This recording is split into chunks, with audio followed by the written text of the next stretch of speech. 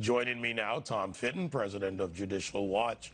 And Tom, my friend, you and I had this discussion a couple weeks ago about getting together, so here we are. Yeah. This sounds like a three-man play, or maybe a two-man, one-woman play. Lisa Page, Peter Strzok, let's bring James Comey into this, deflecting, blaming someone else. This all coming after the IG's report. Comey in this, and put this full screen up, saying at first the attack is stunning and rocks your world.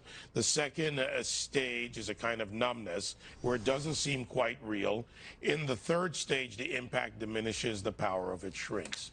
You've been going after this material. You've helped bring this all out to light. So what's the story here? What's the new piece of information? Well, they're trying to set a narrative to counter the possible criminal prosecutions for their illicit targeting of President Trump and his team. I mean, you hear Strzok complain about privacy is especially rich, given that he's alleged to have orchestrated an illegal spying campaign on Trump World, violating the privacy rights of those individuals targeted and the civil rights of the President of the United States. James Comey spying on President Trump, illegally leaking confidential FBI files about him, referred by the IG for criminal prosecution, and for, I don't know why the Department of Justice declined to prosecute him for that. But these guys are potentially facing criminal prosecution, and so they're trying to put out a counter narrative that they've been victimized as opposed to being the victimizers of President Trump and other innocent Americans. All right, so let's separate a couple of things here. We have the IG's report, of course. I call that more the bureaucratic report that's got parameters, stricter parameters, not typically leading to prosecutions. Now we have the investigation and a criminal probe by Durham. So you're saying they're looking, I guess, to protect themselves, but what are the charges that they could face, specific charges?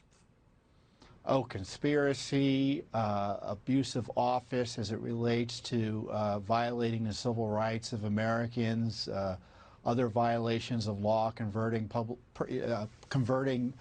public office for political purposes, targeting Trump because they didn't like his politics and things like that, violations of law related to lying to the courts, potential perjury, obstruction of justice.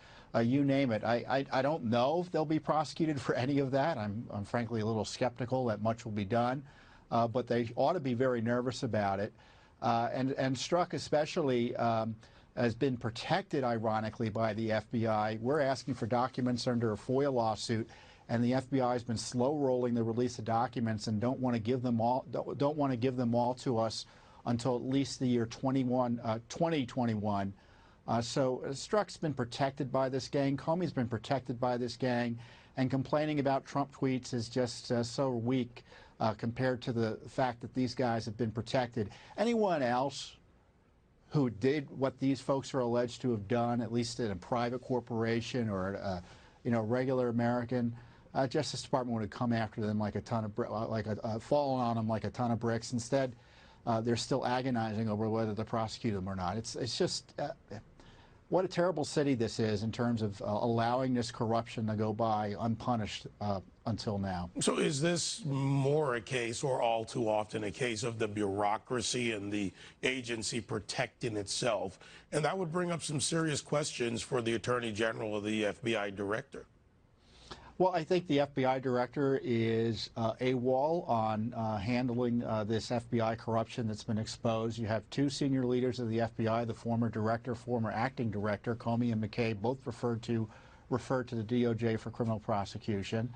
Attorney General Barr, my guess is, probably wants to pursue prosecutions, but if he's to do it, he probably have to write the indictments himself with Durham, given the fact he's surrounded by thousands of James Comeys at the partisan, liberal-run Justice Department. You have to remember the bureaucracy is partisan and anti-Trump, and you have to remember that's the bureaucracy that Durham and Barr are relying on to get these prosecutions, if they are being pursued, completed. You know, there's a missing name in a lot of these discussions today, Huber. And we don't hear much about that anymore. What's going on with the prosecutor out of Utah? Is there anything there? Well, supposedly he was looking at the Clinton investigations. I'm not aware of anything going on there.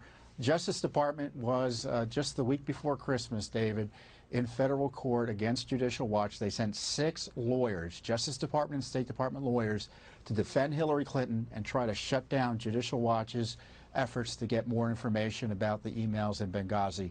The federal court judge was skeptical. In fact, they just found the FBI 30 new Clinton emails, and they're in court trying to explain, and couldn't explain to the court how that magic happened.